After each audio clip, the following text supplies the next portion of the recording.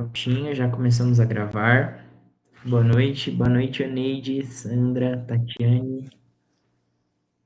Perfeito. Tá aparecendo para vocês aí o conteúdo, né?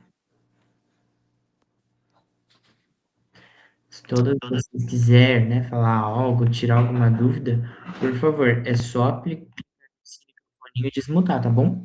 E Oneide, Sandra, Tatiane, que estão aí presentes. Se quiserem falar algo, só clicar no microfoninho e aí a gente vai conseguir ouvir, tá bom? Então, pelo que eu entendi, está aparecendo para vocês nosso conteúdo normalmente. Então, vou dar início, tá bom?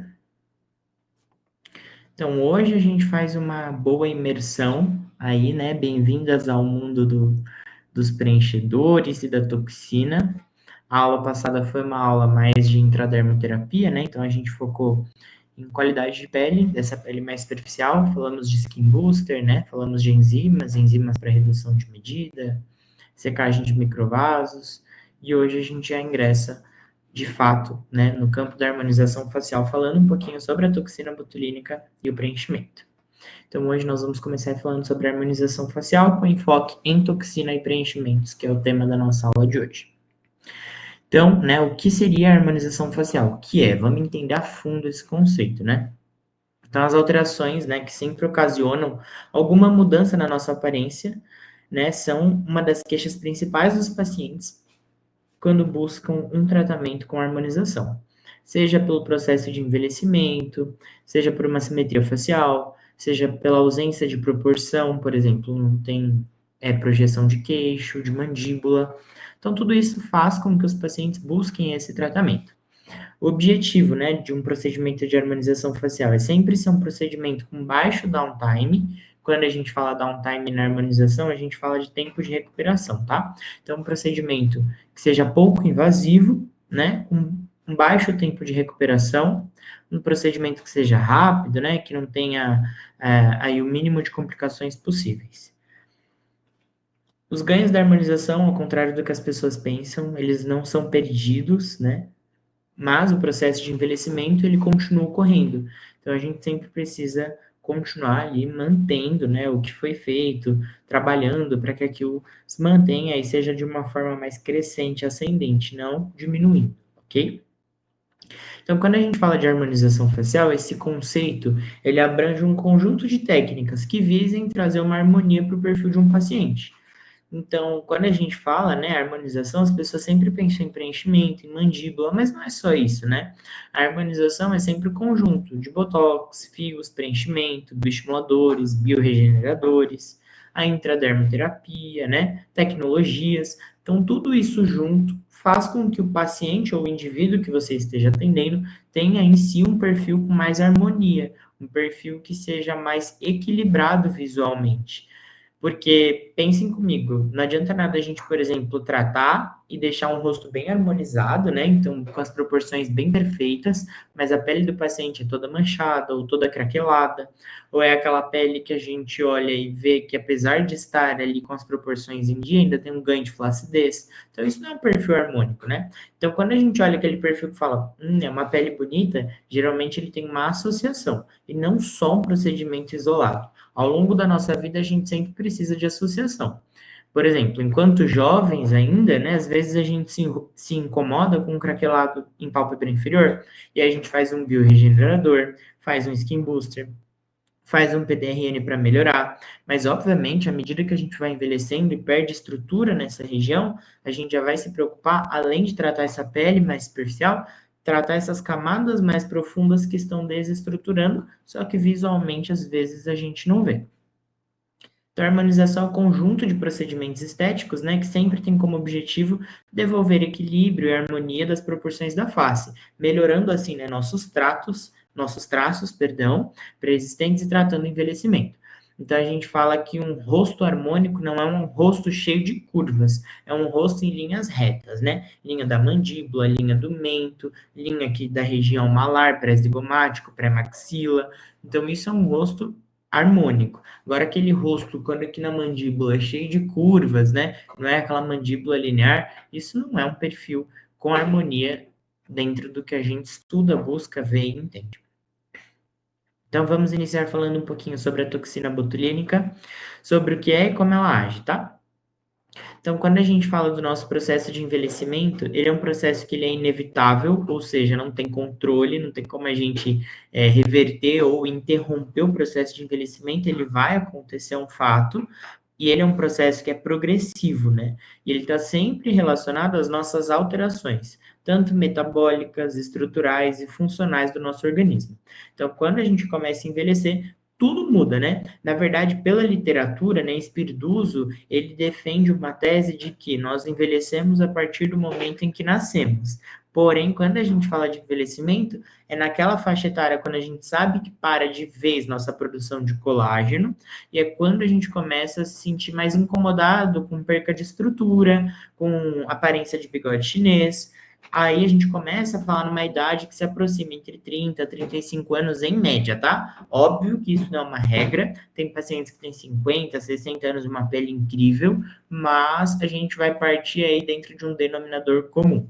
Então a gente entende, né, aí que o processo de envelhecimento ele acontece tanto pelas nossas alterações, né, metabólicas, pelas nossas alterações hormonais, e essas alterações, né, elas impactam diretamente na estrutura do nosso rosto e na funcionalidade do nosso organismo, visto que nós temos uma parada numa produção que antes era natural. Então, o nosso envelhecimento ele pode acontecer de forma intrínseca e de forma extrínseca.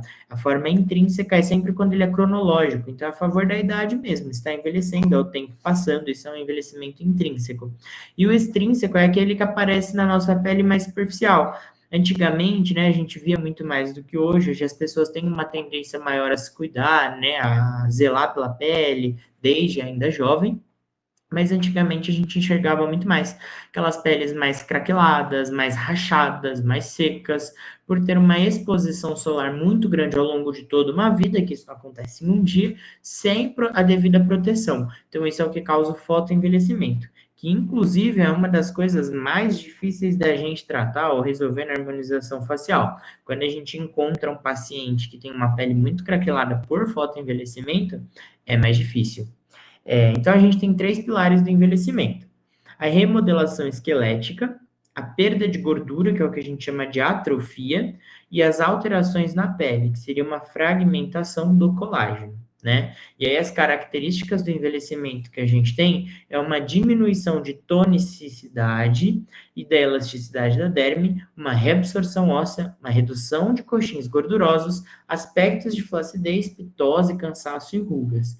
E aí a gente vai desbravar um pouquinho mais esse conteúdo, tá bom? Só um segundinho, deixa eu só responder a colega aqui no grupo e a gente já vai.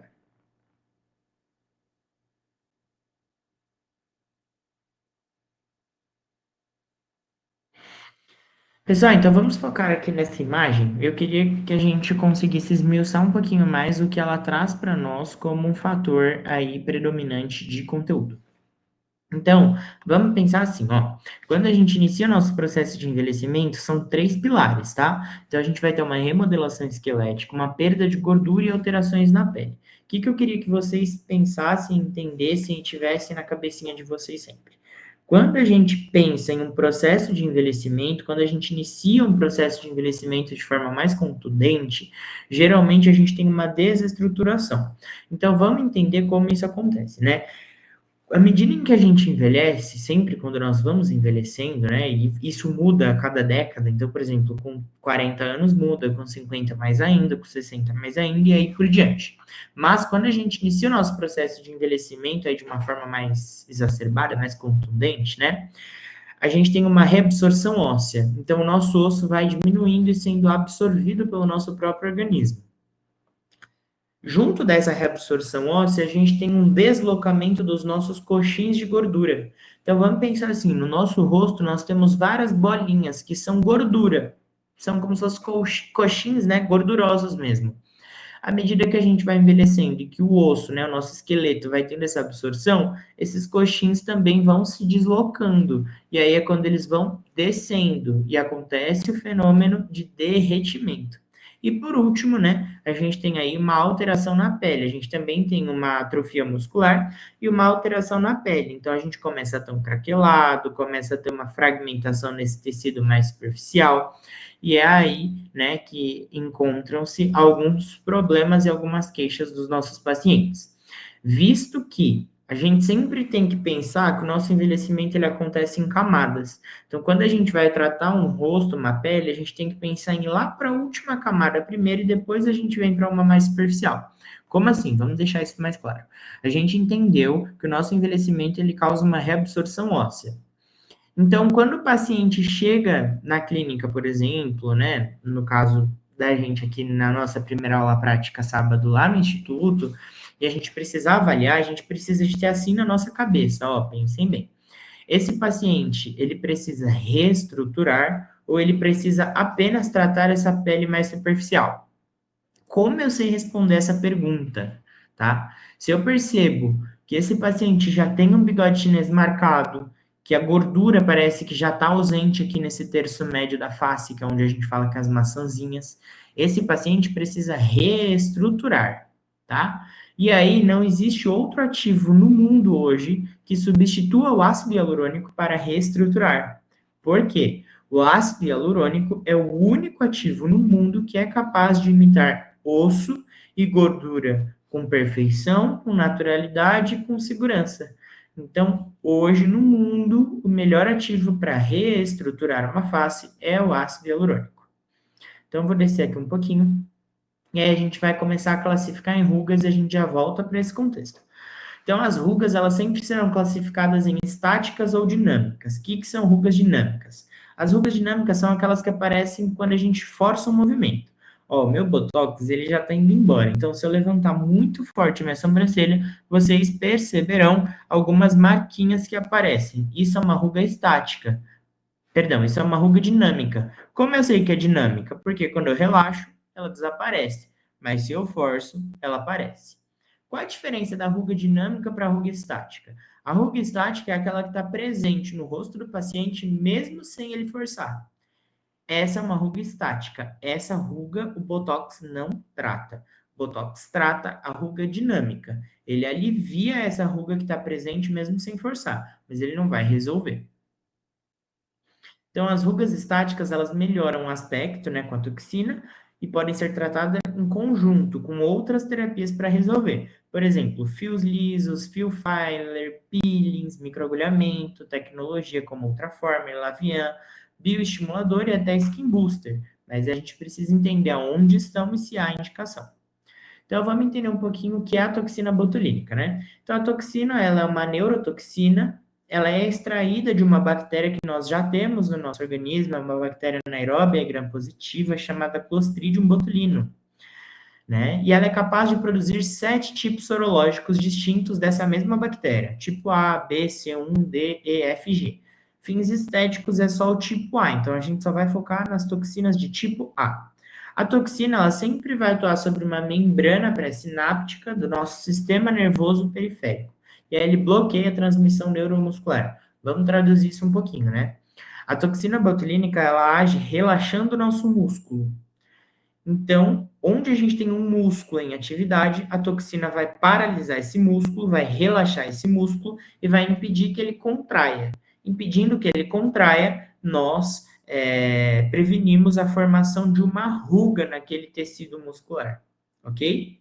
Então, o que ele faz? Ele bloqueia, né?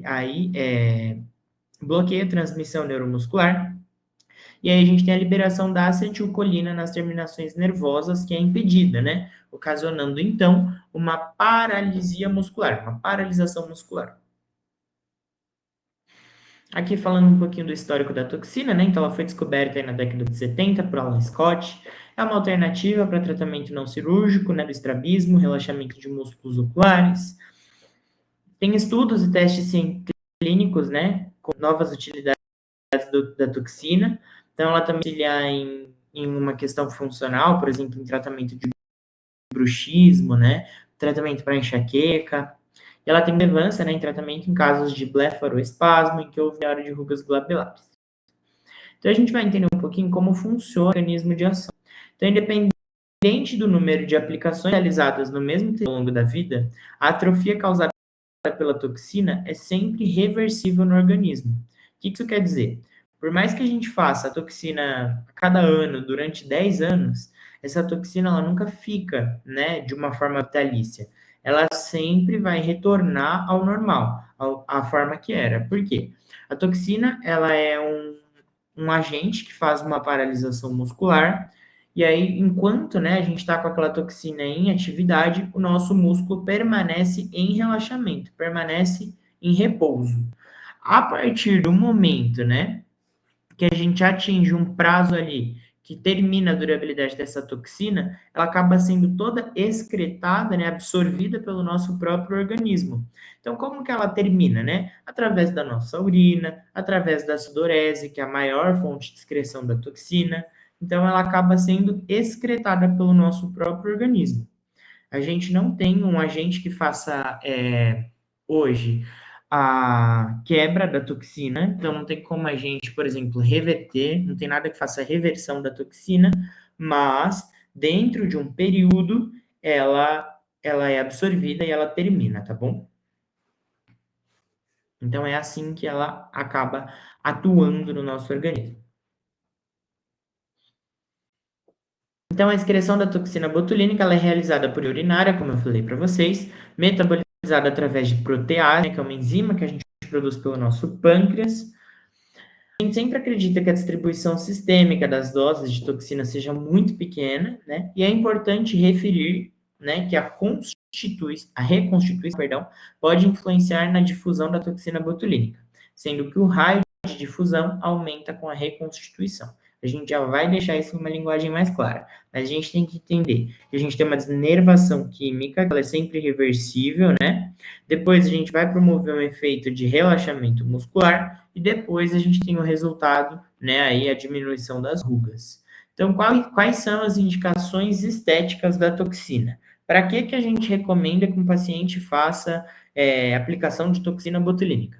Para a gente diminuir, tratar, resolver rugas da testa, né, que são essas rugas, essas linhas que cruzam toda a nossa testa, rugas da glabela, que promove aquela cara de bravo, para melhorar, suspender um pouquinho a sobrancelha, abrindo o olhar, tirando aquela cara de cansada, aquela sobrancelha derretendo, para melhorar, amenizar as ruguinhas dos pezinhos de galinha.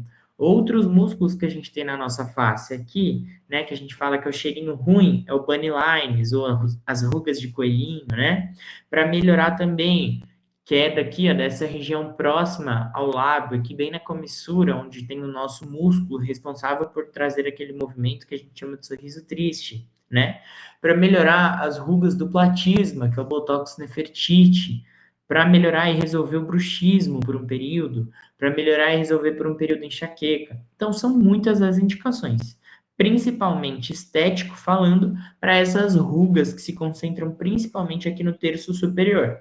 Mas, ainda que a gente foque mais nessa região, com a estética, tem muitas indicações aqui para o terço inferior também, como, por exemplo, Botox para o platisma, Nefertiti, enfim.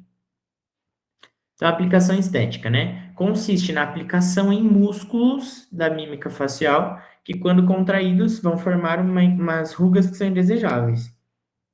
Dessa forma, contraria o padrão de beleza que é idealizado pela maioria das pessoas, né? Então, é uma aplicação terapêutica referente a patologias também.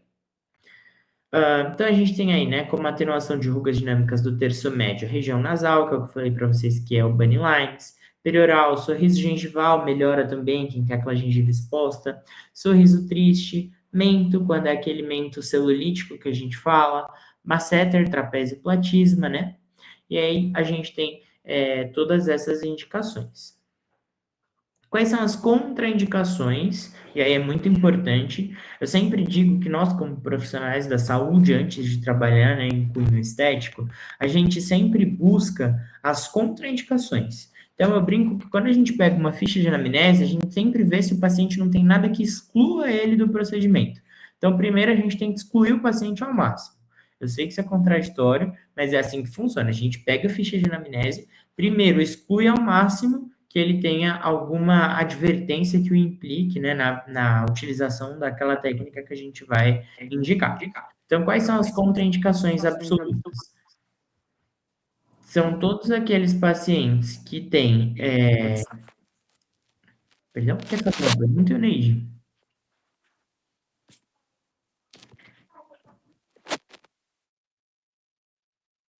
Não?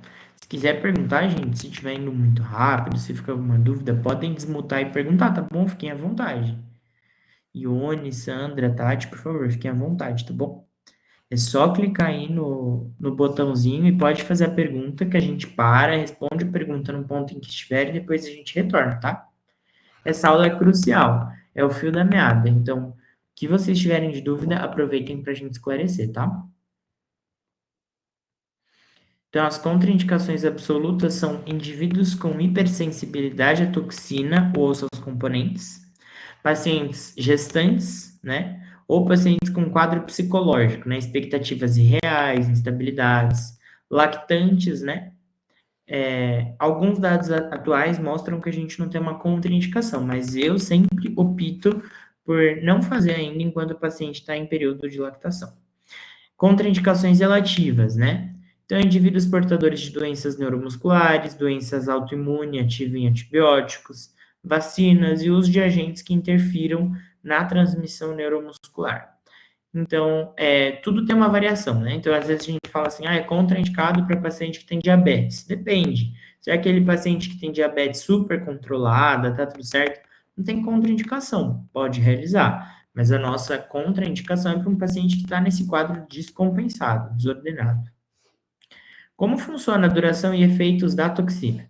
Então, os diferentes sorotipos, né, eles podem variar em quesito de duração de ação, refletindo as diferenças de meia-vida intracelular de cadeia leve. Em nós, humanos, o tempo de duração da paralisia pelo botox, pela toxina botulínica, vai ter aí uma meia-vida, ou seja, uma duração média de 3 a 4 meses. Isso foi eu que falei, que inventei? Não, isso quem diz é o fabricante. Qualquer toxina botulínica que nós pegarmos e lermos a bula, hoje, qualquer marca, vai estar ali a recomendação de que a durabilidade dessa toxina é, em média, de 3 a 4 meses. E aí vai depender de várias formas aí do hábito de vida do paciente, tá bom? Então, o que, que pode influenciar e fazer com que ela dure 3 meses ou menos, ou o que, que pode fazer ela durar 4 ou até mais meses, né? Mais tempo aí. Então, fatores que influenciam. Hábitos e rotina, né? Como, por exemplo, o tabagismo, que é o hábito de fumar, alcoolismo, prática de exercícios muito intensa, quem faz muita musculação é atleta. A toxina sempre vai ter uma durabilidade mais restrita, então ela vai durar ali cravado 3 meses. Paciente que tem uma exposição solar, né, muito forte, ou que trabalha com fontes de calor, por exemplo, cozinheira ou afins, uma dose utilizada que seja menor do que o que seria indicado para aquele paciente, terapias associadas, né? Então, aí o estado fisiológico do momento, fatores individuais, então uma capacidade de regeneração neurológica, uma taxa de metabolismo, algumas profissões específicas, veganos e vegetarianos, bariátricos, histórico de doenças inflamatórias e baixo índice de zinco plasmático. Então, duração e efeitos, né? A gente pode sempre fazer essa recomendação desse agente que ele auxilia, né, um suplemento para aumentar um pouquinho mais essa durabilidade, segurar um tempinho maior, que é a fitase de zinco, tá? E a imunogenicidade, né? Então, é uma condição de desenvolvimento de anticorpos resistente à toxina que varia de acordo com diversos fatores, com a dose utilizada e com o período de intervalo. Eu já vou esmiuçar isso um pouquinho. Tô vendo aqui que online agora tem a Sandra e a Tati, mas queria antes perguntar para vocês duas se tem alguma dúvida até esse ponto para a gente esclarecer se está tudo bem. Vocês podem me dizer, por favor? Sandra, Tatiane. Aqui tudo bem, por enquanto. Tudo bem, Tati? Perfeito. Alguma dúvida, Sandra? Não, por aqui tudo tranquilo. Obrigada, professor. Imagina. Vou dar continuidade aqui, tá bom? Se vocês acharem que às vezes eu falo um pouquinho rápido, vocês pontuem aqui que eu volto e falo um pouquinho mais devagar, tá bom? Ou a gente volta a algum ponto. Imunogenicidade, gente, imunogenicidade. Então, a gente vai resumir aí que seria uma resistência contra a toxina. E ela tem duas formas de acontecer. A gente pode desenvolver uma resistência contra a toxina, ou por ter uma dose muito grande utilizada, que é muito raro de acontecer, ou pelo período de intervalo, que é mais frequente. Então, algumas evidências de prevalência de resposta imune em indivíduos que receberam aplicações mais frequentes, ou seja, com intervalo muito pequeno, e aqueles que receberam uma maior quantidade de retox. O que acontece com a toxina? A gente aplica o Botox e o correto é o paciente fazer um retox, se tiver necessidade, dentro de 15 até 21 dias. Passou desse período, já não há mais indicação.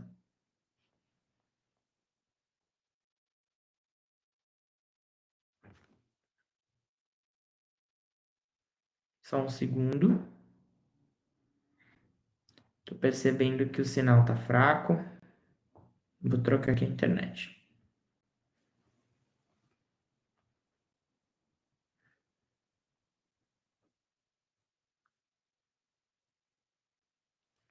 Só um minutinho, tá, pessoal?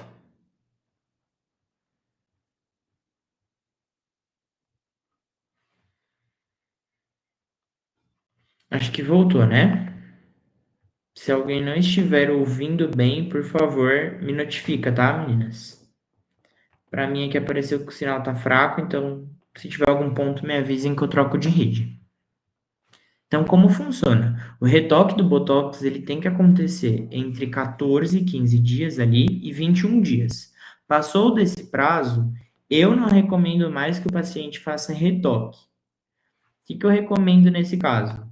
Que ele aguarde 3 meses.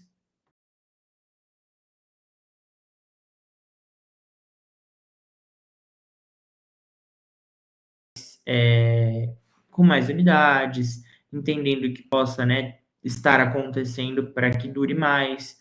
Mas assim, retoque de 14 a 21 dias. Passou desse prazo, não recomendo mais retoque.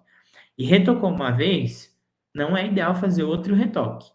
Então, é sempre melhor a gente colocar um pouquinho a mais, se tiver necessidade, para que o paciente tenha uma boa paralisação e não precise fazer um terceiro retoque. Porque com isso a gente pode fazer com que ele desenvolva anticorpos contra a toxina. E desenvolvendo, depois não tem como fazer o paciente retornar, né, a mesma paralisação de antes. Então, aqui apresentação e preparo. A gente trouxe para vocês algumas das marcas, né, que são muito conhecidas hoje aí no mercado e que a gente gosta muito de trabalhar, que a gente conhece, são as principais, né? Então, em primeiro lugar, Botox, que tem o nome, né? Aí o nome comercial, Botox, que é da Allergan, né? É uma excelente toxina, maravilhosa. Ela tem as configurações, né, de frasco, Botox, de 50 unidades, de 100 unidades e de 200 unidades.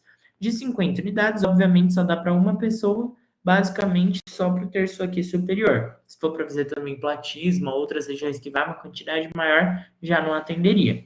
Mas para quem está iniciando, às vezes vai atender só um paciente, compensa. Botolift também tem a mesma configuração, 50, 100 e 200. Botulin só de 100 e de 200. Na bota só de 100. Na bota é a toxina da Renova.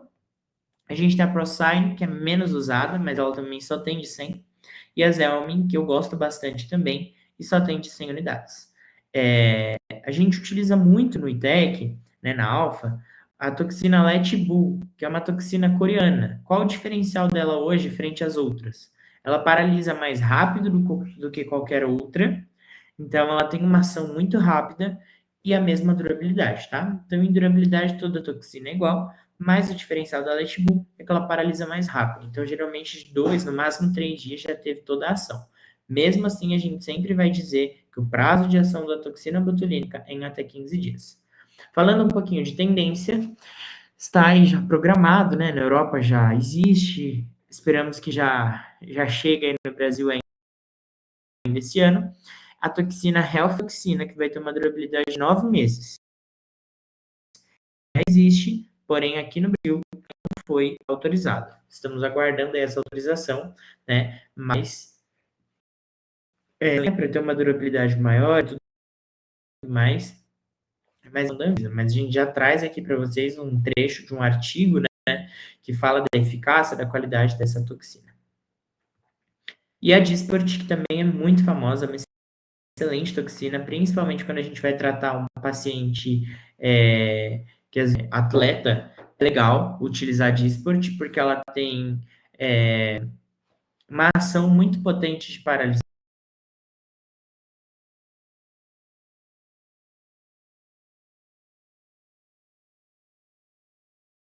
ou de um período que a gente consiga permanecer mais estático. Então, a Dysport, ela tem uma unidade de medida diferente de todas as outras, ela é a única que difere de todas as outras. A Dysport a gente só vai encontrar de 300 ou de 500, mas a Dysport a gente não fala que é o I. A unidade de medida padrão das toxinas é o I. Dysport não utiliza o I. Então, quando a gente fala de Dysport, a gente fala de uma unidade de medida que chama SPY-Wood, ok? SPY-Wood é a unidade de medida da Dysport. Então, basicamente, né, traduzindo mais aí para o português, Dysport de 300, ela equivale a um Botox qualquer de 100 unidades, e a Dysport de 500 equivale a um Botox qualquer de 200 unidades. Então, cada frasco, né, ampola de Dysport de 500, né, SPY-Wood contém, né, equivalente a 200 UI. E cada frasco, ampola de Dysport de 300 SPY-Wood equivale a 120 UI. Então, a toxina botulínica, né, ela tem um recipiente, a solução de albumina humana, 20% lactose, e o preparo. Então, quando a gente vai falar do preparo, a gente vai falar explicando, né, como a gente deve manusear essa toxina antes de aplicar em paciente. A toxina, ela não vem pronta, como muita gente pensa. Ela vem nesse frasco, igual está aqui na imagem, com um pó dentro. Então, a toxina, ela vem no formato de um pó liofilizado, que a gente fala, né? Um pó liofilizado estéreo. Então, ela vem sempre lacrada, a vácuo na forma de pó liofilizado estéreo. E aí a gente precisa reconstituir este medicamento da forma de pó para uma forma líquida, para que a gente consiga aplicar. Então, reconstituir é o mesmo que diluir, mas eu sempre dou preferência a utilizar o termo reconstituir. Por quê? Quando a gente fala que diluiu, na cabeça do paciente que nos ouve, ele sempre tem a sensação de que nós estamos hiperdiluindo. Agora, quando a gente fala que reconstituiu, a gente tem uma linguagem mais clara, né? Fica mais assertivo. Parece que, de fato, a gente só aplicou o que tinha de necessidade ali dentro daquele frasco para que ele estivesse pronto para uso, que é a verdade, tá bom? Então, armazenamento. Antes de reconstituir, geralmente de 2 a 8 graus, tá? E após reconstituir, manter também aí de 2 a 8 graus, sempre em refrigeração. A única toxina aí no mercado atualmente que não precisa de estar refrigerada antes da reconstituição, apenas, fazendo esse parêntese, é a Zelmin, a Xelmin. As demais todas precisam estar refrigeradas, seja antes de reconstituir ou depois de reconstituir. Se eu não deixo a minha toxina refrigerada corretamente antes de reconstituir ou pós-reconstituir, o que pode acontecer? A gente pode não ter o efeito desejado, simples assim, tá bom? Então, como funciona o preparo? A gente sempre vai pegar a toxina botulínica do tipo A, que é para fins estéticos, né? Ela sempre vai estar aí na sua forma liofilizada, desidratada, né? E aí a gente vai fazer a reconstituição. Então, a gente vai pegar primeiro, né, aí o soro fisiológico, que é legal que esteja também refrigerado, para não dar choque de temperatura com a toxina. Então, primeiro passo, a gente vai higienizar a tampa com álcool 70%, depois a gente vai aspirar a quantidade necessária de soro fisiológico estéril injetável, vai remover o vácuo do frasco da toxina com a agulha de aeração, direcionar a agulha contra a parede do frasco e injetar o volume de soro vagarosamente. Vamos homogeneizar de maneira suave, né, contendo já esse produto reconstituído, e aí sim a gente remove a agulha e guarda esse frasco na geladeira a 8 graus Celsius por cerca de 2 minutos, para que tenha uma emulsificação da solução e a gente possa já utilizar nos pacientes. Como funciona a reconstituição, pessoal? Como funciona, né, a contagem? Como eu sei quantas unidades de Botox eu vou utilizar? Eu quero que vocês foquem sempre em uma reconstituição que a gente fala que é uma reconstituição seca. É 1 para 1, é o que está aqui em cima, seca, 1 para 1. Essa úmida, eu gostaria que vocês nem pensassem nela, porque a gente não vai utilizar. Como funciona a reconstituição seca? Se eu tenho 50 unidades de Botox, eu vou aplicar 0,5 ml, ou seja, meio ml, dentro do meu frasco. Então, é 50 unidades de Botox para 50 unidades de soro. Homogenizo levemente, posso deixar 2 minutos na geladeira para emulsificar e a toxina está pronta para uso. E se a toxina que eu peguei é o frasco de 100 unidades? Simples. 100 unidades, 1 ml de soro. E se é de 200 unidades? 200 unidades de toxina, 2 ml de soro. É sempre proporcional, 1 para 1. A seringa de insulina, se a gente pegar, ela vai até 100 unidades. Então, quer dizer que se eu tenho um frasco de 100, o I é uma seringa de 100 unidades. Cada tracinho é uma unidade, tá bom? Na de Sport, muda um pouquinho, mas é pouca coisa. Na de 300 Spywood, SU, eu vou aplicar 1,2 ml de soro. E na de 500, eu vou aplicar 2 ml de soro. Recomendações pós-procedimento. Evitar massagear o local, cosmético, maquiagem, atividade física intensa ou mímicas forçadas, exposição solar, fonte de calor e vapor logo nesse primeiro dia, procedimento no mesmo local, né? Então, fiz Botox, não faz sentido eu fazer peeling, microagulhamento ou até outra forma na mesma região. E alguns medicamentos específicos, exemplo, antibióticos. Reações adversas, podemos ter algumas que são transitórias, por exemplo, um roxinho, né, um inchadinho em alguma regiãozinha que pegou, isso é transitório.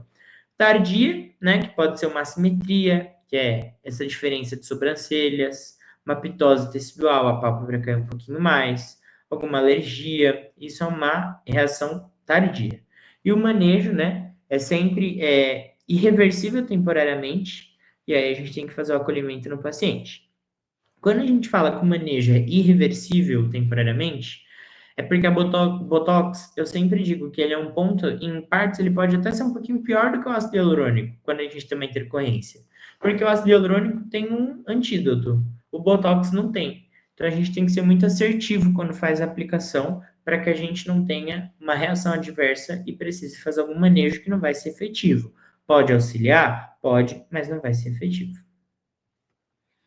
E aí a gente vai já iniciar a falar um pouquinho sobre planejamento clínico, como ele deve ocorrer, como a gente deve fazer.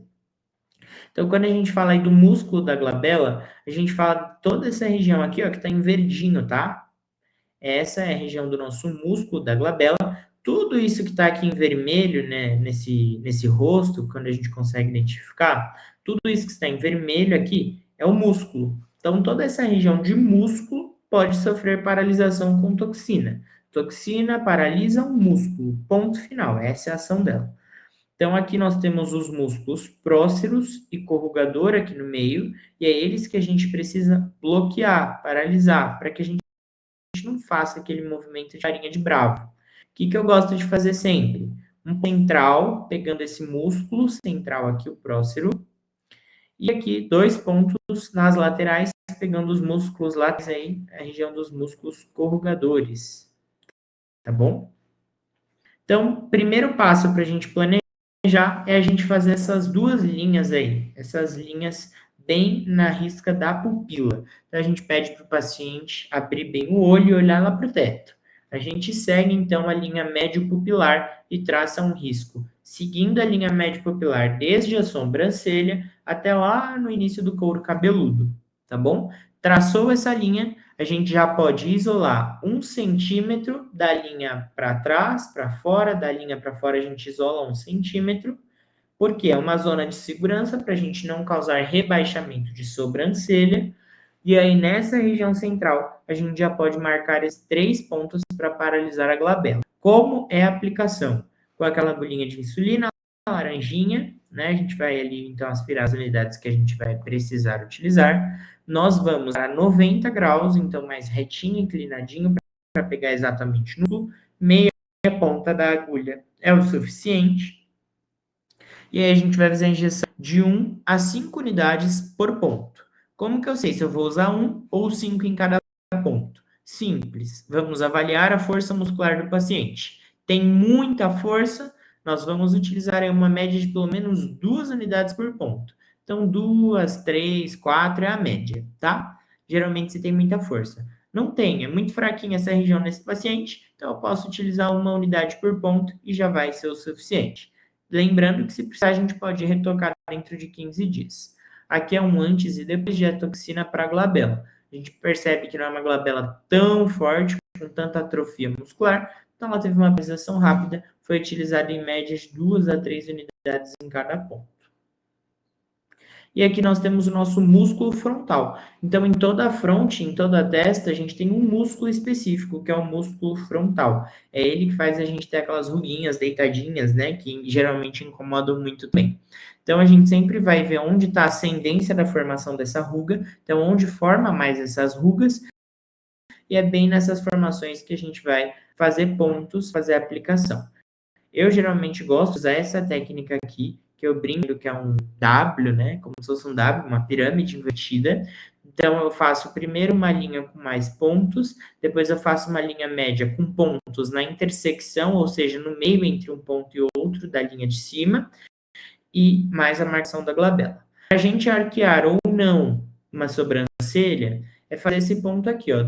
Depois dessa linha média pupilar que a gente traz, quanto mais alto eu faço esse ponto, mais eu vou levantar aquela sobrancelha. Porém, a gente sempre tem que lembrar e ter um senso estético. Se eu levantar muito, vai ficar com aquela expressão de malévola, o que não é um ar elegante, um ar de descanso. Aí a gente sai de um ar cansado para um ar totalmente artificial. Então não faz sentido. A gente coloca aí mais ou menos na altura do meio dessa linha média pupilar e é o suficiente, a gente já vai ter aí uma ação bem natural, vai ter um levantamento, uma abertura no olhar, mas de forma natural, como no caso aqui dessa imagem desse rapaz de antes e depois. E aí, a mais do que isso, né, o que a gente tem também é preciso tratar, né, então, é o orbicular dos olhos, que é a regiãozinha aqui, ó, dos pezinhos de galinha, né, onde geralmente quando a gente sorri, incomoda muito, né? Onde a gente tem aqui marcadinhas bolinhas em laranjinha, tá? Então, a gente sempre vai determinar. Nessa região, a gente entra em uma angulação de 45 graus, então a gente vem com a agulhinha mais deitadinha, né? E aí a gente faz essa aplicação para travar o músculo dos pezinhos de galinha, bem nesse músculo da região orbicular dos olhos. E aqui o resultado para amenizar essas regiõezinhas de pezinhos de galinha. Além disso, a gente tem o músculo nasal, que é o que a gente chama de bunny lines, né? Aí, um cheirinho ruim. A gente pode fazer esses pontinhos também. Geralmente, esses 3 pontinhos já resolve também. 1 a 2 unidades por ponto, mesma angulação de 45 graus. E olha como melhora aqui o cheirinho ruim, né? E aí, a gente já vai para preenchedores. Mas antes, queria saber, meninas, se para vocês está tranquilo até aqui ou se até esse ponto tem alguma dúvida.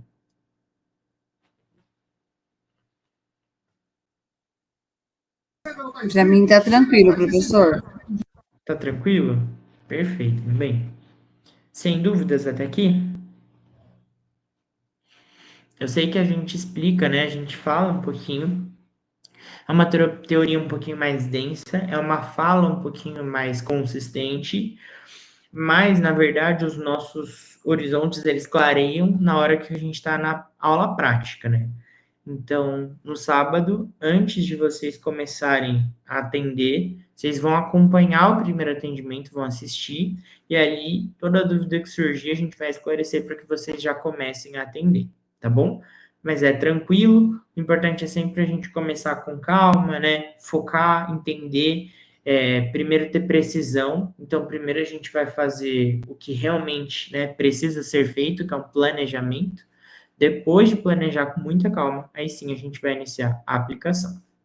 Então, vou dar para vocês as boas-vindas, né, ao tema aí dos preenchedores agora. Vou encerrar um pouquinho aqui a fala sobre toxina botulínica e nós vamos começar a falar um pouquinho sobre os preenchedores com ácido hialurônico.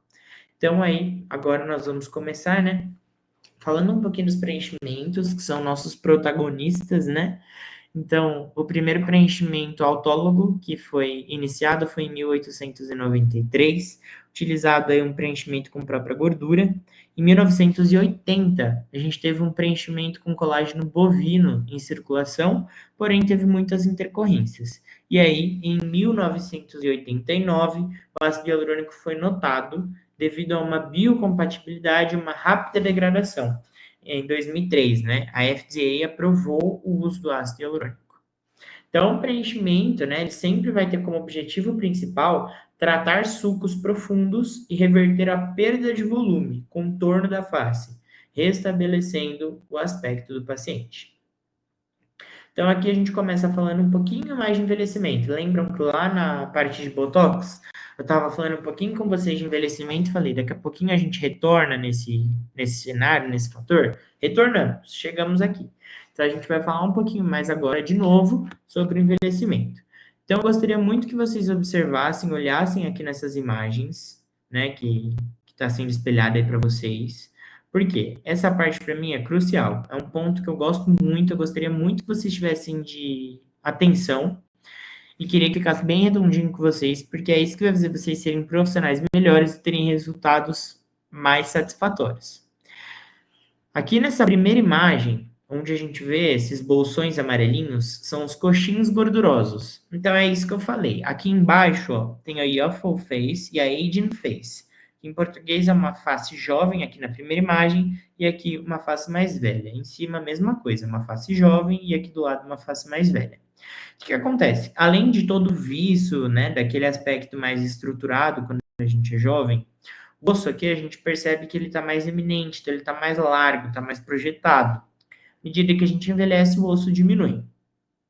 Acima do osso nós temos os nossos coxins gordurosos. E olhem só como esses coxins, que é essas regiõezinhas amarelinhas, diminuem. Diminuindo gordura e osso, a gente perde sustentação. E aí a gente tem um problema.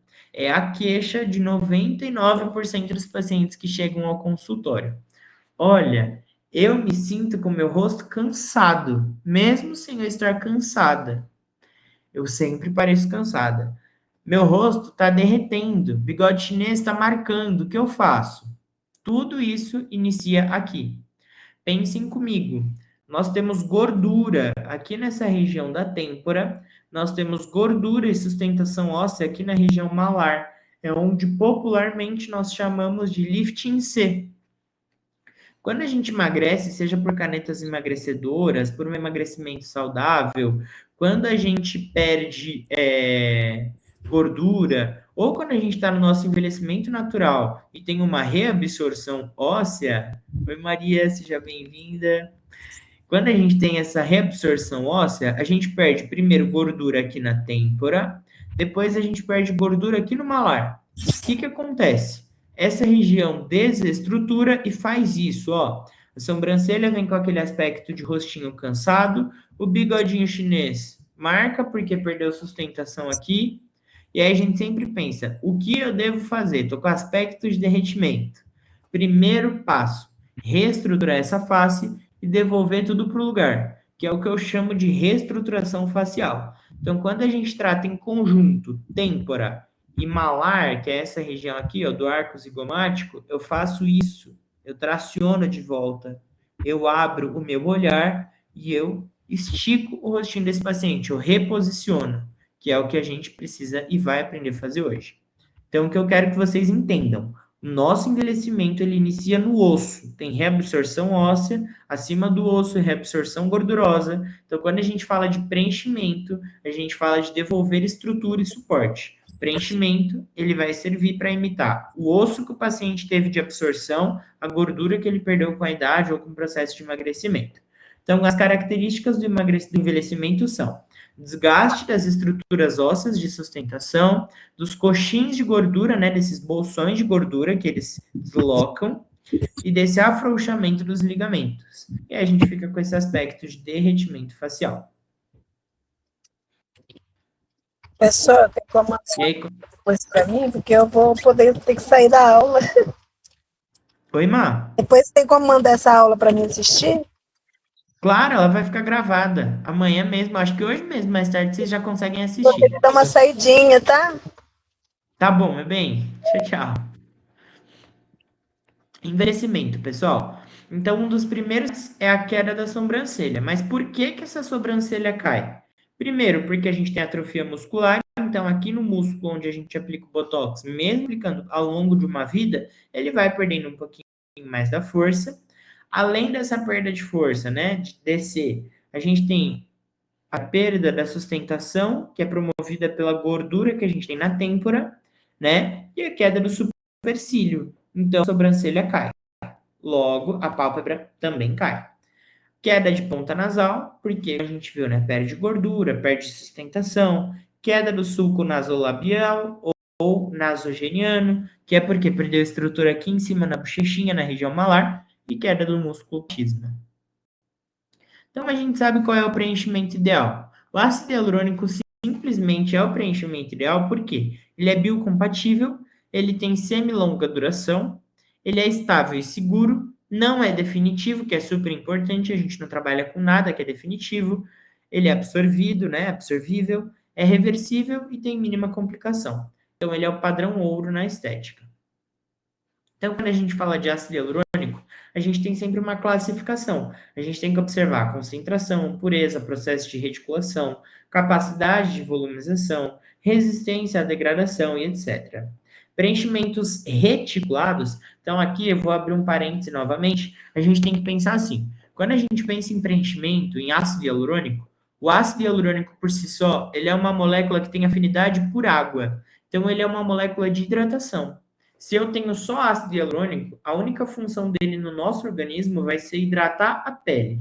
E aí, o que eu preciso de ter junto no ácido hialurônico para que ele dure no organismo de um paciente? A gente precisa ter junto aí um ativo que nós chamamos de agente reticulante.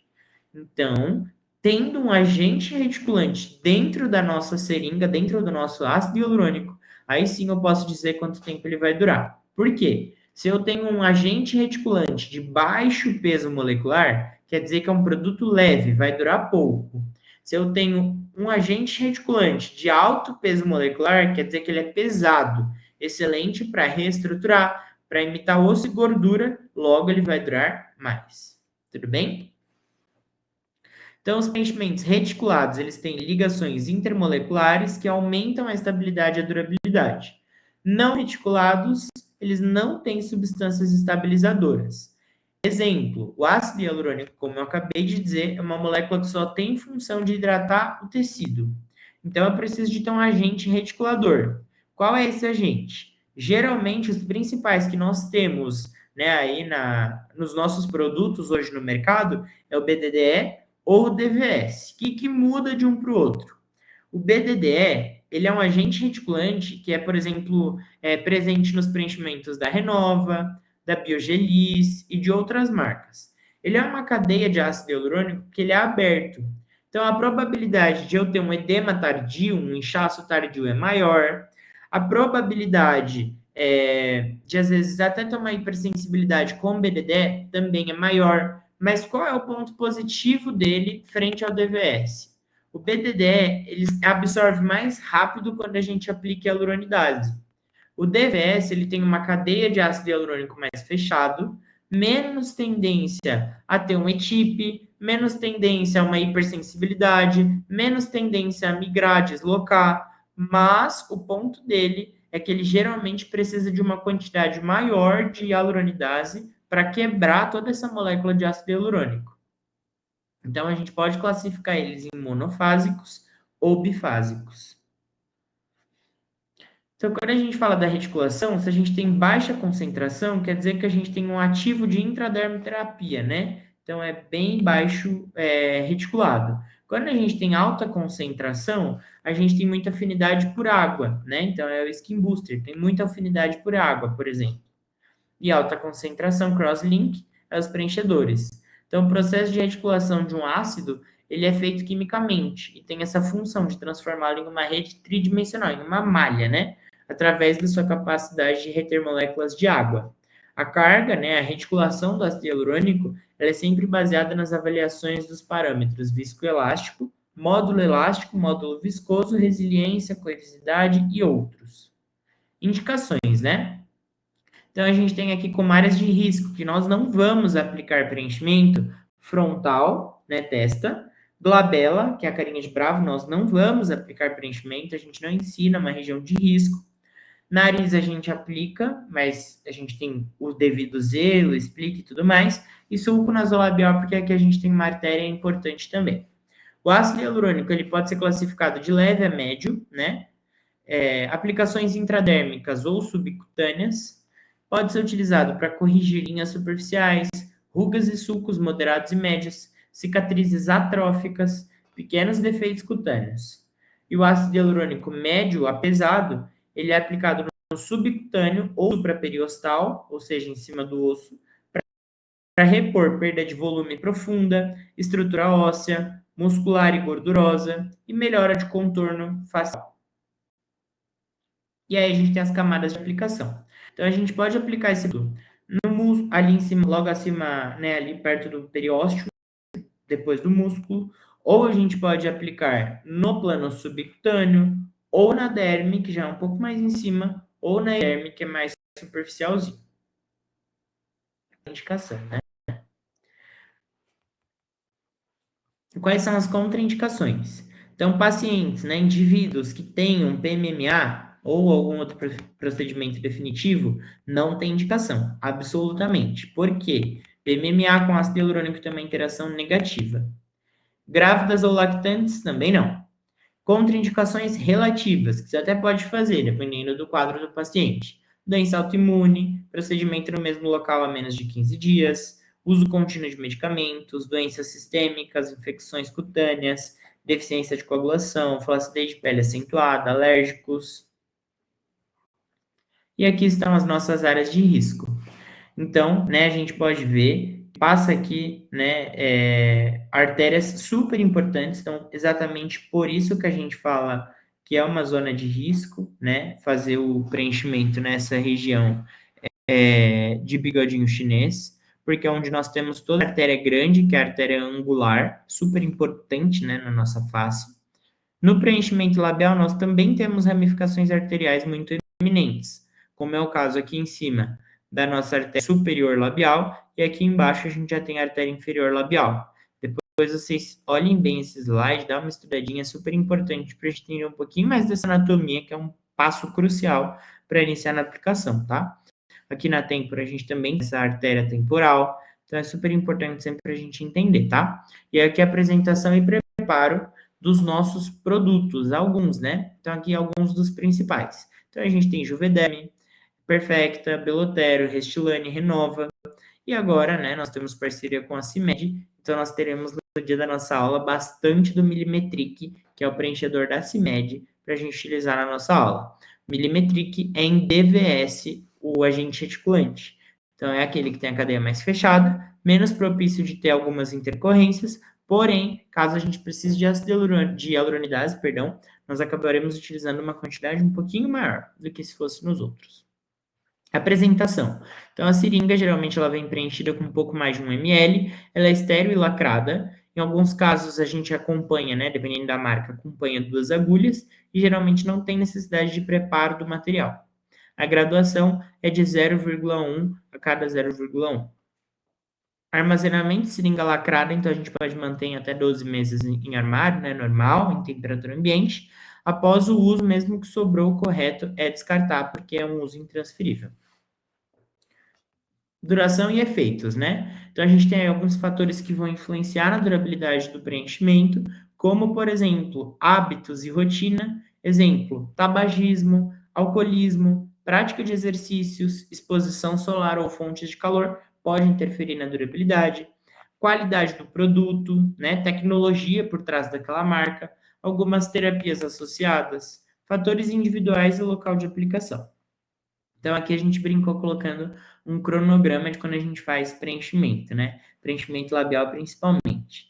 No dia 0, né, que é quando a gente faz a aplicação, a gente sempre diz, né? Meu Deus, tá muito inchado, um lado tá diferente do outro, a gente sempre tem essas queixas.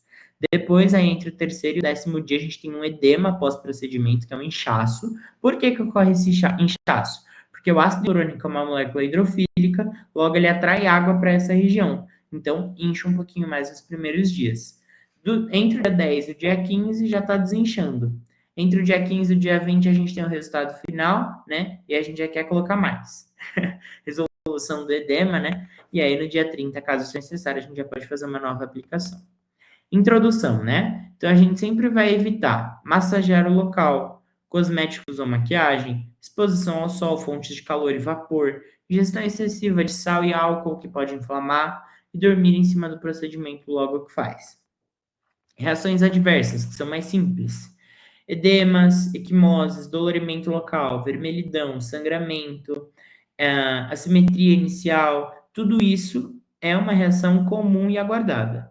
E as reações mais graves, que aí é sempre que a gente tem que ter mais cuidado e é o que pode acontecer, é um processo de isquemia ou que evolui, né, para um processo necrótico quando não tratado. Pode causar também uma infecção local, um granuloma como atípico, um edema tardio, intermitente persistente. Então, a gente sempre tem que ter atenção, tá? Porque em casos em que a gente percebe que o paciente está sofrendo, passando ali por uma isquemia, o tempo é crucial, né? É essencial realizar sempre o teste ali de dígito e pressão. Eu já vou falar um pouquinho mais disso. E aí, caso a gente perceba que tem uma isquemia, a gente tem que já entrar com hialuronidase.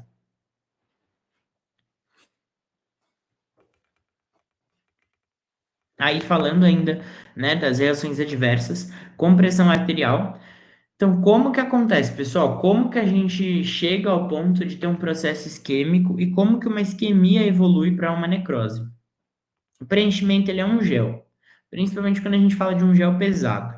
Ali em cima, naquelas imagens que eu falei que depois é importante vocês visualizarem, estudar um pouquinho mais depois da aula, né, rever aquela parte de anatomia, é porque ali é uma região crucial. Então, aqueles risquinhos vermelhinhos, né, aqueles tracinhos, são as nossas artérias, é onde passa principalmente nossa vascularização. E aí, o que que acontece? Qual é a função de uma artéria, de um vaso? É levar oxigenação sanguínea, não é isso que a gente aprende? Então, a função de uma artéria, de um vaso, é transportar oxigênio, transportar o das nossas células. O que que acontece? Quando a gente aplica o ácido hialurônico em um gel pesado e às vezes é uma região vascularizada, esse gel ele pode empurrar esse vaso. Se ele empurra esse vaso, se ele comprime esse vaso, ele interrompe esse transporte de oxigênio, ele interrompe esse transporte de O2. Quando a gente interrompe esse transporte, aquele vaso, aquela artéria, ela fica em sofrimento. E aí, o que começa a acontecer? Ela começa a sofrer uma embolia. E aí, o princípio, né, quando ela está em sofrimento, não é tratada e não é aliviada, ela pode se transformar em um processo necrótico. E aí, se transforma em um processo necrótico, não tem o que fazer. Então, por isso, a gente sempre tem que tratar antes de chegar nesse processo. Chegou em processo necrótico, a gente perde o tecido, não tem o que fazer. Então, compressão arterial, né, o produto ele comprime esse vaso, comprometendo toda a irrigação sanguínea, o transporte de O2. Uma outra reação adversa é o efeito Tyndall, que é o produto superficial, a gente pode perceber aquele arroxeamento do produto.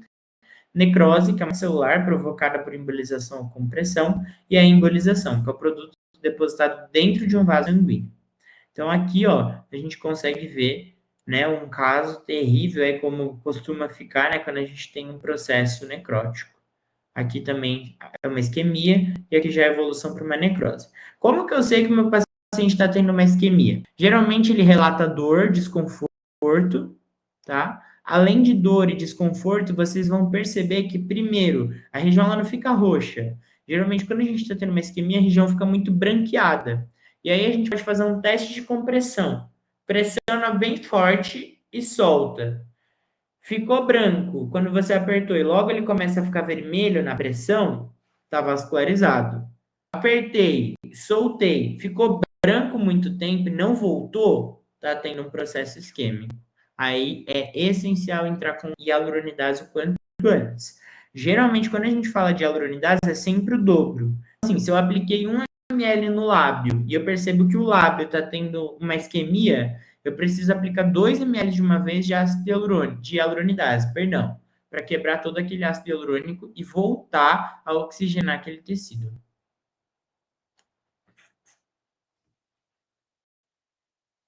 Então, o que é a hialuronidase? Ela é uma enzima, né, que tem a principal finalidade dessa enzima de acelerar o processo de degradação do ácido hialurônico.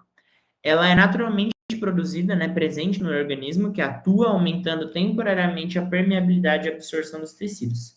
Facilita aí uma migração de macrófagos, né, que são as nossas células que vão aí atuar na defesa e na penetração dos medicamentos. Então, ele possui capacidade de realizar, né, despolimerização do ácido hialurônico e degradar o produto. A hialuronidase, a gente tem que ter muito cuidado, porque o que acontece? Existe na literatura casos de pacientes que tiveram complicações com hialuronidase. Aí, às vezes, as pessoas falam assim, a hialuronidase é perigosa. Não. O que acontece, gente? A gente sempre tem que ter isso na cabeça, tá?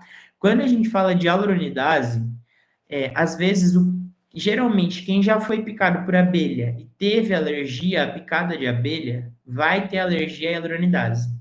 Se a gente vai e aplica uma grande quantidade de hialuronidase nesse paciente que já tem alergia à picada de abelha, provavelmente esse paciente vai ter uma hipersensibilidade à hialuronidase. E aí o que pode acontecer? Ele pode ter um processo alérgico e evoluir para um choque anafilático. Tá, mas eu apliquei preenchimento no meu paciente e descobri que ele é alérgico à picada de abelha. O que eu faço então? Correto é o paciente, antes de aplicar a hialuronidase, fazer a utilização de um antihistamínico para poder ali evitar que ele tenha um choque anafilático. Por exemplo, um Allegra, né? Algo do tipo, um Polaramine, que vai ajudar nesse processo para não desenvolver uma alergia. E logo após, ele também pode tomar uma dexametasona, que é para controlar o inchaço que pode vir a acontecer. Tá bom? Então, esses são os cuidados principais. E a hialuronidase não é que ela é contraindicada, mas ela não é para ser utilizada assim, vou aplicar uma hialuronidase, não gostei. Não. Tem que ter critério, tem que ter seleção e tem que entender se o paciente tem indicação. Geralmente, na hialuronidase tem um ativo que se assemelha muito à picada de abelha. Então, o paciente que já foi picado por abelha e teve alergia, provavelmente tem grandes chances de ter hialuronidase. Mesmo assim, antes de aplicar a hialuronidase, a gente pode fazer um teste no paciente. Como funciona esse teste? Você faz uma bolinha no braço dele, desenha uma bolinha, uma caneta com uma cor diferente, tipo vermelha, enfim. Dentro daquela bolinha, você administra 5 unidades de hialuronidase. Espera 15, 20 minutos. Se passou esse período, não aconteceu nada no braço dele, não tem alergia, pode aplicar, tudo certo. Se dentro desse período o braço ali ficou vermelhinho, coçou, inchou, o paciente tem alergia, vale ter mais cuidado.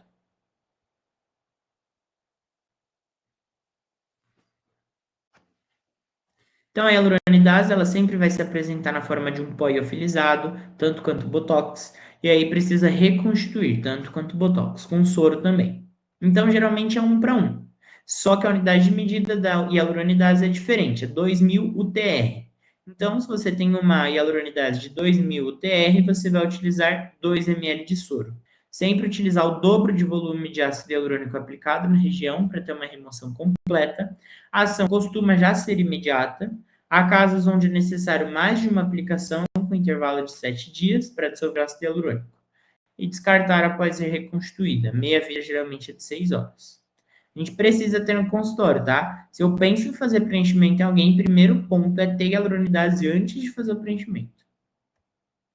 Pré-procedimento. Então, primeiro, a gente vai alinhar a expectativa com a realidade do paciente, esclarecer, né, como é o procedimento, como funciona, como será e etc. Entregar termo, registro fotográfico, possíveis efeitos pós-procedimento, assistência pós-procedimento e insumos. A gente vai utilizar como insumos a agulha 21 ou 22G para abrir o pertuito, que é o caminho para a cânula passar. Aspiração, anestésico, agulha 30G para fazer o botão anestésico, seringa de 1 ml para aplicar o botão anestésico e cânula 22G para aplicar o ácido hialurônico. E aí a gente sempre pode optar, né, geralmente aí por aplicar o preenchimento produto com agulha ou cânula. E como eu sei qual é a melhor indicação? Geralmente, entre agulha e cânula, né, ao entrar em contato, a diferença entre a agulha e a cânula para entrar em contato com o vaso é essa que está na imagem. A cânula, apesar dela ser maior e ela sempre assusta, quando a gente fala cânula aos pacientes, às vezes os profissionais já têm medo. mas ela é muito mais segura. Por quê? A cânula ela não tem ponta, então ela não perfura o vaso. Logo, a chance de ter uma isquemia torna-se menor. Já a agulha, ela perfura exatamente o vaso, porque ela tem uma ponta muito fininha, e se eu injetei, ela vai sim perfurar o vaso, dependendo da região onde foi aplicado. Então, ela pode ter um risco um pouco maior. Então, a agulha traumatiza o vaso, necessário realizar aspiração. Então, uma medida, né, de proteção, quando a gente utiliza a agulha, é, antes de aplicar o ácido hialurônico, fazer a aspiração aí de 10 a 20 segundos. Não voltou sangue, eu não estou dentro de um vaso, aplico. A cânula, como ela é ponta romba, ela desvia, né? Tanto quanto ela atinge a parede do vaso. Então, a gente não precisa, geralmente, fazer essa aspiração. Cânula, nós temos vários tipos. Para o rosto, geralmente, a gente utiliza a G ou a 21G, tá bom? Então, agulha ou cânula. Agulha, ela é mais perigosa em determinadas áreas, né? Tem variações anatômicas dos vasos sanguíneos. É mais fácil de superficializar o ácido hialurônico em determinadas regiões. Requer maior prática e a gente sempre vai precisar aspirar.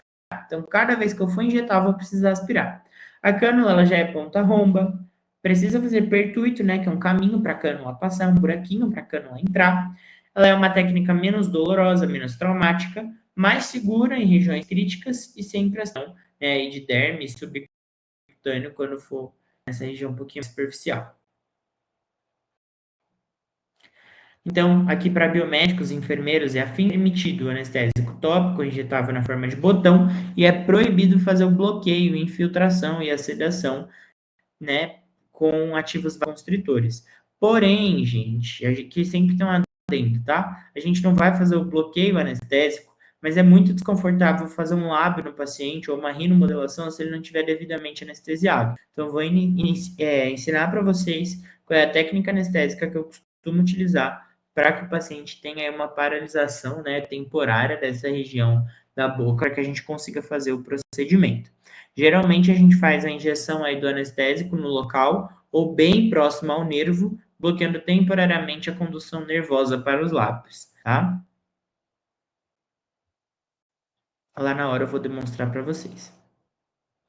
E tem a anestesia infiltrativa por encharcamento, né? É aquela que a gente aplica, deposita uma quantidade de 0,3, 0,2 de anestésico e sai fazendo o botãozinho, e aí aquela região já foi anestesiada, a gente pode preencher, que geralmente é essa daqui, é o botão anestésico. A gente vai utilizar 0,2, 0,5. Para anestesiar, a gente pode utilizar a mesma agulhinha de botox, tá bom? O paciente vai ter muito conforto. Não tem problema. Anestésicos tópicos, aqui está uma indicação de fórmula, se vocês quiserem, para ajudar aí nessa aplicação. Às vezes a gente pode aplicar um pouquinho de anestésico tópico, deixa um pouquinho, depois faz os botõezinhos e aí o paciente vai ter um pouquinho mais de conforto. E aqui é o que eu quero que vocês foquem na aula de hoje, que são as técnicas de aplicação. Eu vou falar muito disso no sábado, então se vocês estiverem bem alinhados com isso, melhor. Retroinjeção. É sempre aquela aplicação que eu estou aplicando e tirando ao mesmo tempo. É esse exemplo 1 aqui, ó. Estou apertando o êmbolo da seringa e saindo com a agulha ou com a cânula ao mesmo tempo. Estou fazendo um risco. É uma retroinjeção. Bolos. Bolos é uma aplicação pontual. É como se eu fizesse realmente uma bolinha de preenchimento. Então, eu não movimento, eu deixo ela parada onde eu quero exatamente que ali seja depositado o ácido hialurônico e ali eu faço a aplicação de ácido hialurônico de forma contínua, sem movimentar. Faço uma bolinha de ácido hialurônico.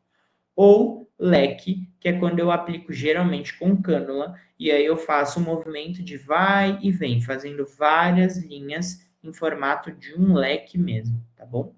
Então, gravem esses nomes, depois estudando aí novamente, que eu creio que vocês vão rever essa aula e tudo mais. Revejam mesmo, voltem nesse ponto, estudem bastante retroinjeção, bolos e leque, que eu vou falar bastante disso com vocês. E aí, o planejamento clínico. Então, sulco nasolabial, geralmente essa é a marcação correta. Então, né, o bigodinho chinês, a gente vai fazer aí um traçado nessa região de bigode chinês, para a gente tratar, tirar, né, esse vínculo.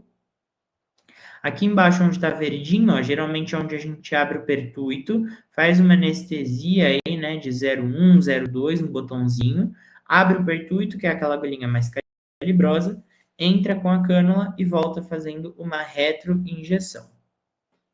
A gente pode fazer aí bem aqui nessa lateral do nariz, que é uma região mais profunda, a fossa nasal, uma quantidade um pouquinho maior de produto, então a gente pode fazer 3 ou até 0,5 ml, e o restante a gente distribui nesse caminho, nesse percurso. E aqui estão alguns resultados de preenchimento de bigode chinês. Sulco lábio mediano, né, que é a linhazinha de marionete, mesma coisa, a gente pode fazer o botãozinho anestésico, abre o pertuito, ingressa com a cânula e faz esse movimentinho de leque. E na regiãozinha dos lábios, geralmente a gente pode fazer um bolus e uma retroinjeção, um bolus aqui desse ladinho e uma retroinjeção, e embaixo a mesma coisa. Mas eu vou mostrar para vocês bem na prática como funciona essa técnica. E aqui alguns resultados de antes e depois de preenchimento labial, feito inclusive por alunos. E aqui o malário arco zigomático, que é um dos preenchimentos que eu mais amo, que é o que eu falei para vocês de devolver sustentação nessa região medial da face.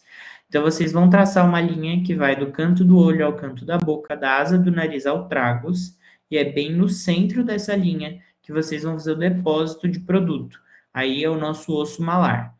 Aqui, onde está em azul, é onde a gente pode fazer um leque de produto, tá? A técnica em leque, que é aí que a gente vai fazer a formação de retroinjeção junto com o leque, né? Então, a gente vai aplicando e fazendo uma linhazinha e fazendo toda uma continuidade, que é bem nesse caminho onde a gente vai construir um degradê de preenchimento, ressaltar a maçãzinha do rosto e construir essa região que é onde a gente chama de arco zigomático.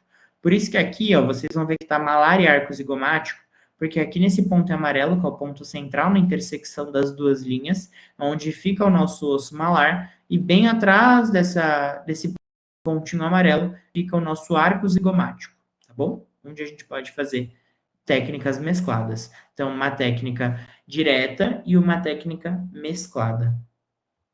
Isso daqui, principalmente, pessoal, passando aqui, ó, dessa parte de retroinjeção, bolos e leque, falando só da nossa aula prática, é o que eu gostaria que vocês tivessem maior afinco para estudar, para rever, revisitar, e aí, obviamente, logo depois ver um pouquinho dessas técnicas nessas regiões específicas, como lábio, sulco nasogeniano, aí a linhazinha de marionete, né, o sulco lábio mentoniano, e a região malar e arco zigomático.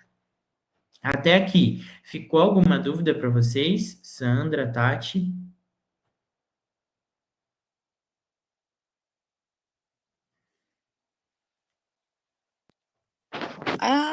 Acredito que não. Agora só mesmo na prática, né? Pra gente ver. É mais visualizando mesmo ali, né? Para a gente conseguir tirar um pouquinho mais das dúvidas, né? Sim. Ver de fato como é. Quando a gente só mostra aqui alguns exemplos, algumas imagens, marcações, eu sei que fica mais subjetivo. Por isso que eu não implico tanto em que vocês tenham dúvidas nesse momento. Mas tentem estudar para vocês chegarem com isso tudo muito familiarizado na aula, tá? Para eu entender na aula o que é um bolus, o que é um leque, o que é uma retroinjeção, o que é uma cânula, o que é uma agulha. Isso são princípios básicos que vai fazer muita diferença, tá bom? Mas eu entendo que as dúvidas e qualquer ponto de melhoria vai surgir na hora da aplicação, tá bom? Nina, se não tem mais dúvidas, então a gente vai encerrar aqui, né? O nosso conteúdo ele vai ficar gravado, esses slides serão disponibilizados para vocês, não sei se vai ser aqui nessa plataforma ou lá no grupo do WhatsApp, mas qualquer dúvida que vocês tiverem, caso não encontrem, enviem para a gente lá no grupo, que nós estaremos lá à disposição para auxiliar, tá bom? Beijo, bom descanso. Venha preparado sábado para uma prática aí bem boa, para a gente atender alguns pacientes modelo e sair com tudo isso bem alinhado, tá bom? Beijo, obrigado. Tchau, tchau. Boa noite. Boa noite. Tchau, boa noite. Tchau, Sandra. Boa noite.